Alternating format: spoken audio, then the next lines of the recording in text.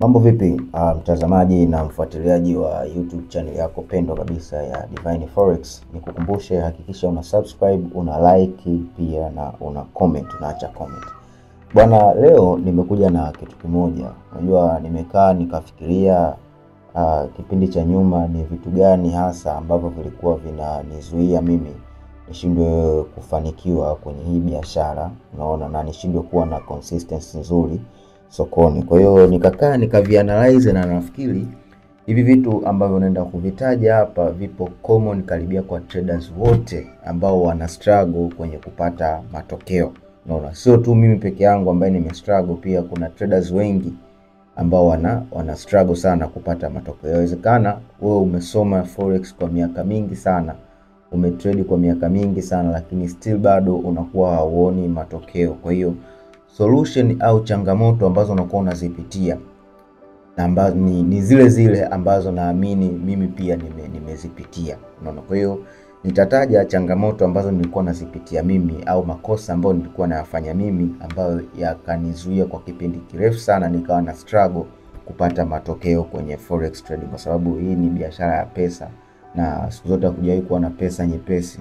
Unaona, kwa hiyo kama hakuna pesa nyepesi it means kwamba hata upatikanaji wake pia ni mgumu. Jambo la kwanza ambalo binafsi lilikuwa linanikwamisha sana kwenye kutrade, na naamini watu wengi pia linawakwamisha hilo. Watu wengi tuna trade kwa mazoea. Nikisema tuna trade kwa mazoea it means kwamba hatuna trading plan. Unaona, hatuna trading plan. Yaani hatuna ule mpango ambao unasema bwana mimi nitafanya hiki, nitafanya hiki, nitafanya hiki. Unaona, wengi tu tunaamka plani zetu zipo kichwani, tumeziandika kichwani, hatujaziandika kokote pale. Unaona, tunaenda tu kama manyumbu. Kwa hiyo kwa vile ushajua kubai na kuseli, simu yako umedeposit hela kwa broker hivi na hivi, unaingia tu, unaamka asubuhi na kurupuka, una buy una sell. Yaani una ule mkakati au mpango maalum ambao unakuongoza wewe vitu vya kufanya sokoni au vitu vya kufanya ukishafungua chati yako. Pia hii ni changamoto na ni kitu ambacho unajikuta unaingia sokoni hujui unatafuta kitu gani. Unaona, hujui unatafuta nini. Unaona, kwa sababu unakuwa hauna nini, hauna plan. Unaona, mwisho wa siku unajikuta unafanya maamuzi kwa kufuata hisia zaidi. Unaona, bila kufanya nini, kufuata technical analysis. Unaona, au kufuata plani yako au mfumo wako maalum ambao unafanya unakuongoza. Kwa unajikuta yani unafanya maamuzi mengi kwa kutumia hisia bila kufuata ile plani au mfumo ambao unakuwa umefanya umeuandaa. Ndio hapo nasema sasa tunafanya biashara kimazoea. Unaona, mazoea yanakuwa yanazidi kwenye biashara. Unaona, kwa unajikuta kila siku unakuwa uendelee loss. Kumbe changamoto moja hapo ni hiyo hapo kwamba hakuna trading plan. Kwa hiyo solution ya hiki kitu ni nini? Kama hauna trading plan, basi hakikisha unakuwa na nini, na trading plan. Na kwenye hiyo trading plan yako hakikisha inakuwa ina track kila kitu, kuanzia entry, exit, risk na psychology yako. Yaani hakikisha ina track kila kitu. Unaona, hiyo plan yako, unaona, pamoja na trading journal.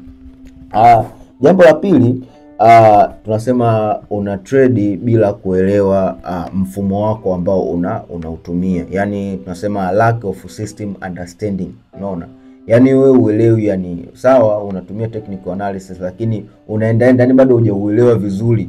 Unaona, hiyo technical analysis yako.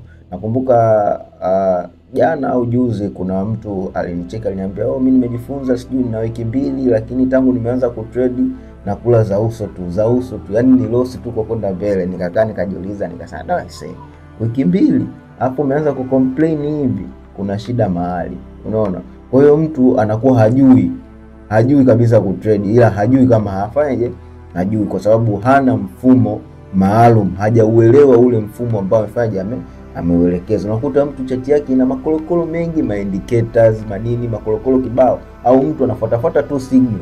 Unaona, it means kwamba any signal yoyote utakayoiona mtandaoni au wapi unakuta anafuatafuata. Kwa hiyo unakosa nini? Huna mfumo maalum. Kitu kingine unajikuta unabadilisha strategy. Unaona, unahama, leo umeona strategy hii unaenda huko, leo umeona strategy hii unaenda huko, leo umeona strategy hii unaenda huko. Yaani umekuwa mtu usiyetulia. Unaona, kila strategy unataka uijue wewe. Kwa hiyo mwisho wa siku utajikuta unachelewa sana kuona nini, kuona matokeo. Kwa hiyo hakikisha unajifunza mfumo mmoja, yani system moja, strategy hiyo moja, imaster vizuri, isome vizuri, ifanyie back testing, unaona, alafu execute hiyo strategy yako au ufuate hiyo strategy yako kwa nidhamu, kwa sababu strategy peke yake haitoshi, lazima uwe na discipline, unaona. Kwa hiyo kwenye strategy ambayo unaitumia, ongezea discipline yako, utaanza kuona matokeo taratibu. Kwa maana jambo la kwanza tumesema trading plan, jambo la pili tumesema hakikisha unatengeneza mfumo mmoja au unakuwa na strategy moja, alafu hakikisha unaimaster vizuri, back test vizuri, alafu ifollow. Kwa nini? Kwa nidhamu. Jambo la pili ambalo mimi lilikuwa linanikwamisha sana ni swala zima la kujilipua. Nilikuwa na very poor risk management. Yaani ulikuwa ukiingia kwenye chati yangu unakuta labda kama ni kubuy gold nimezitundika hapo 0.01 kama 100 hivi za kutosha. Unaona? Sasa hiyo ni huna risk management. It means kwamba ukiniuliza hapo unapoteza shilingi ngapi? Hujui. Hapo unataka kupata shilingi ngapi? Sijui.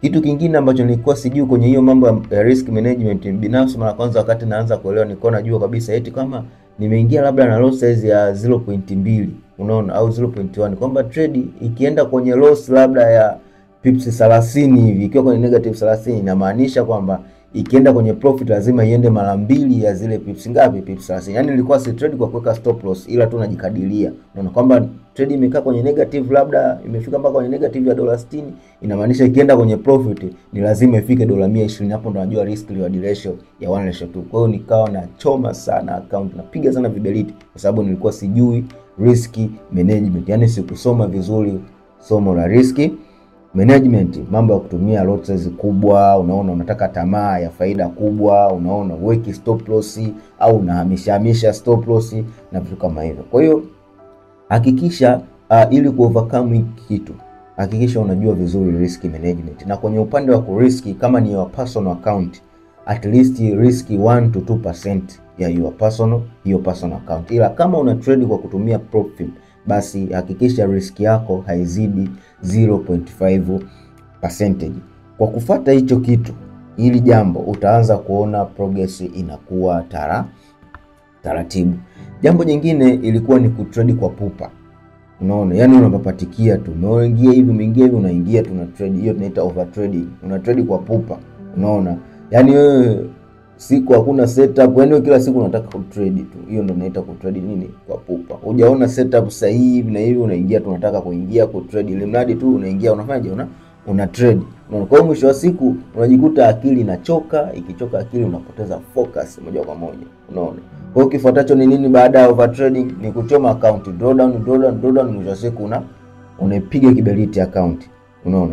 Kwa hiyo pia ili kuavoid overtrading, hakikisha ukifuata ukiwa na system nzuri, unaona, ukawa na risk management nzuri, ukawa na naniliu ile ya kwanza ambayo nilitaja, ile ambayo ilikuwa inaitwa ukiwa na trading plan nzuri, unaona, mwisho wa siku utajikuta utakuwa na patience ya kusubiri setup nzuri ambazo zinakuwa na probability kubwa, unaona, ya kuwin. Kwa hiyo hapa tunahakikisha kwamba tunachagua zile setup zenye quality nzuri, yani setup ambayo imejionyesha yenyewe kwamba hapa bwana tunaingia kubuy, hapa bwana tunaingia kusell, unaona, with proper risk management, with proper trading plan, unaona, na vitu kama hivyo. Kwa hiyo hilo ni jambo la msingi, avoid overtrading at any cost, kwa sababu ni moja ya kitu ambacho hata wewe mwenyewe kinakukwamisha usitoboe. Unaingia na mindset ya kutaka flip account kwa siku moja mzee, au kuflip account ndani ya wiki.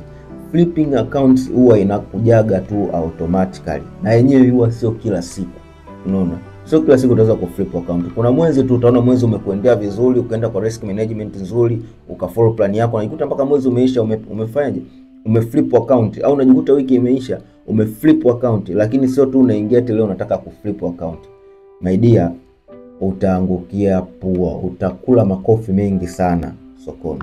Na jambo la mwisho ambalo lilikuwa linanikwamisha na naamini linawakwamisha traders wengi ni kutrade kwa emotional trading. Hatuna emotional intelligence. Unaona kwamba umepata loss hivi na hivi unataka ku revenge market. Unaona hata kama soko halieleweki, yani wewe still bado unakomaa tu ku analyze na kutaka kuingia sokoni. unaona. Yani unaona, yani ni emotional trading. Loss unajikuta una trade kwa emotion, unataka kufanya revenge na vitu kama hivyo. Soko halijakaa vizuri, wewe unataka tu ku trade. Yani limradi nikajikuta hata mimi mwenyewe kuna sometimes nilikuwa mpaka na kesha usiku. Yani mpaka ile session ambayo market inakuwa na consolidate, mimi natafuta entry ya kuingia ku trade. Sasa hiyo ndio tunaita emotional trading. Unaona, nilikuwa natumia hisia zaidi kuliko nini? Kuliko akili. Na yote hiyo nime tune akili yangu kwenye nini? Kwenye kutafuta pesa sokoni. Yani kutaka ile pesa za haraka kuliko kuna nini? Kutafuta progress nzuri. Unaona, kwa sababu ukiwa na progress nzuri sokoni, ukiwa na consistency nzuri sokoni, pesa automatically itaanza fanyaje? Itaanza kuja. Ila sasa ukiwa unataka tu kila ukiingia uone setup trade upate profit, mzee, utachelewa sana. Yani mpaka siku unakuja kudiscover ukweli au uhalisia ambao nakwambia mimi tayari muda mrefu sana au miaka mingi sana imefanyaje? Imepita. Na pengine unaweza kujikuta tayari ulishakataga tamaa afuka ukarudi tena. Unaona? Kwa hiyo hakikisha unajitathmini kiakili, unaona, kabla na baada ya kuingia nini? Sokoni. Unaona, je, haya maamuzi ambayo nayafanya, unaona, nayafanya based na system yangu au nayafanya tu kwa hisia? Kitu kingine, hakikisha unatumia journaling. Trading journal ni very important too, unaona. Alafu kitu kingine, fanya meditation. Naamini kupitia vitu hivi vitano ambavyo mimi binafsi vimekuwa vikinikwamisha au vimenikwamisha kwa miaka mingi sana, naamini hata wewe pia ni vitu hivi vinakukwamisha. Basi hakikisha unafanyia mazoezi, japokuwa hauwezi ukabadilisha vyote kwa wakati mmoja, ila jitahidi at least unakuwa unabadilisha kimoja. Yani usitake kukurupuka kubadilisha vyote kwa wakati mmoja. Anza kutrain akili yako kubadilisha kitu kimoja kati ya hivi vitano. Ukienda hivyo mwisho wa siku unajikuta tayari vyote umeweza kuvibadilisha, unaanza kuwa na matokeo mazuri, na wewe sasa tunakukaribisha huku juu kwenye 1% kuanza kuenjoy matunda ya nini? Ya trading. Alafu kitu kingine niwaambie ndugu zangu, katika trading, kuwa profitable trader haimaanishi kwamba eti ndio kutengeneza millions of money. Hapana. Hata kwa wako kamtaji kako ulikokuwa nako, ukiweza tu kuka maintain, unaona, hata ukatrade ndani ya miezi mitatu, unaona, bila kukachoma na ukawa profitable, yani ukawa na kwanza tu kutrade account ndani ya miezi mitatu bila kuichoma, ni bonge moja la success kwa trader. Unaona, yani ni bonge, hata kama utakuwa huna faida ndani ya miezi mitatu, ni bonge moja la success. Kwa hiyo baada hata vile viprofit vidogo, unaona, yani ukiweza kutrade ndani ya miezi 6 bila kublow account na ukawa unapata viprofit vidogo, hata profit za $10, $20, $30, $50, tayari wewe ni profitable trader. Kwa hiyo as the times goes, account yako inazidi kukua na profit zile ambazo unakuwa, kwa sababu kadri account inavyozidi kukua, it means kwamba hata kwenye upande wa risk management pia kuna some changes zinaongezeka. It means kwamba ile risk to reward ratio, I mean kile ambacho unakuwa una risk na kile ambacho unakuwa unakipata inakuwa kinafanyaje? Kinaongezeka. Kwa hiyo as the times goes, mtaji unakuwa na profit pia inafanyaje? Inakuwa. Kwa hiyo hizo millions ambazo unakuwa unaziona screenshot kutoka kwa watu hazikuja ndani ya siku moja, ni process ya miaka mingi au ya muda mrefu sana. Kwa hiyo nakusii, na mimi binafsi nawapenda, that's why ndio maana nawaambia huu kweli, tujitahidi kukazania hapo. Ni vitu vichache sana ambavyo tunatakiwa tuvizingatie ili tuweze kutoboa. Hakikisha una like na una share video hii.